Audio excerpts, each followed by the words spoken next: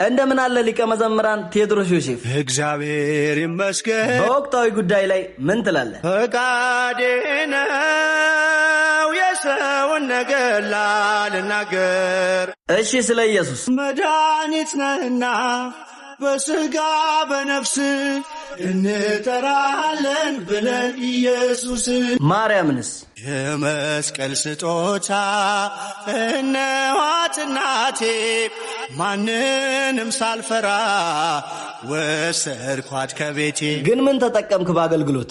አንተን ማገልገል መባረክ ነው፣ ምርጫ ነው፣ ዕጣ ነው፣ ክብር ነው፣ ዕድል ነው።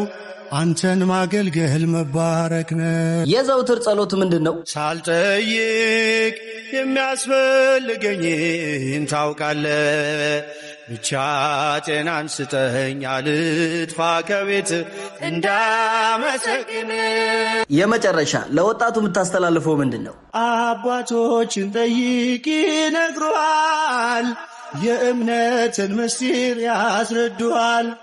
አትለፍ የተዋህዶን ድንበር፣ በውጭ ተጥለህ እንዳትቀር። ዝማሬ መላእክትን ያሰማልን። ዘማሪያችን ከዚህ በላይ የምታገለግልበትን ረጅም ዕድሜና ጤናውን ያድልልን። እንወዳለን።